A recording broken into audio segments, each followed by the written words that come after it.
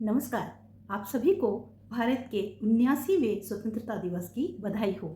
इस बार भी हर वर्ष की भांति राजधानी दिल्ली के लाल किले की प्राचीर पर ध्वजारोहण के बाद प्रधानमंत्री जी द्वारा ध्वज फहराया जाएगा। क्या आप जानते हैं कि ध्वजारोहण और ध्वज फहराना दोनों अलग अलग क्रियाएं हैं? ध्वजारोहण शब्द दो शब्दों के मेल से बना है, ध्वज जमा आरोहण। तो ध्वज तो हम जानते ही हैं, ध्वज का अर्थ होता है झंडा, और आरोहण ऊपर चढ़ने की क्रिया। इन दोनों शब्दों को मिलाकर बना शब्द ध्वजारोहण बिल्कुल पर्वतारोहण की तरह। पर्वतारोहण का क्या अर्थ होता है? पर्वत के ऊपर चढ़ना। तो ध्वजारोहण का क्या अर्थ हुआ? ध्वज को ऊपर की ओर चढ़ाना। तो स्वतंत्रता दिवस के अवसर पर हम अपने प्यारे राष्ट्रीय ध्वज को पहले पुलिस की सहायता से या घिरनी की सहायता से खंबे के शीर्ष तक पहुंचाते हैं। शीर्ष तक जाकर यह झंडा खुल जाता है और उसके बाद यह फहराने लगता है।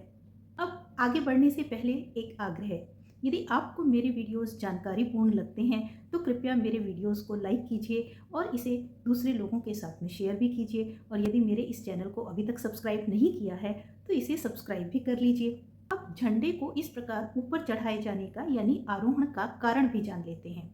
जब 15 अगस्त सन 1947 को हमारे देश की आज़ादी की घोषणा की गई तो अब तक फहरा रहे ब्रिटिश झंडे को नीचे उतारकर हमारा राष्ट्रीय ध्वज, हमारा तिरंगा झंडा ऊपर चढ़ाया गया और फहराया गया।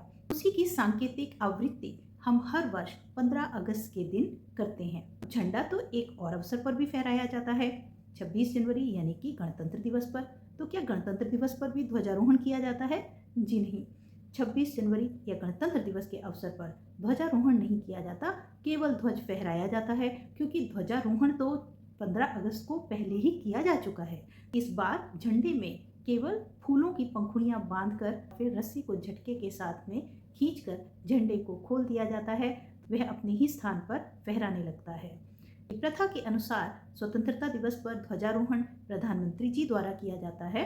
गणतंत्र दिवस पर ध्वज फहराने का कार्य राष्ट्रपति जी करते हैं।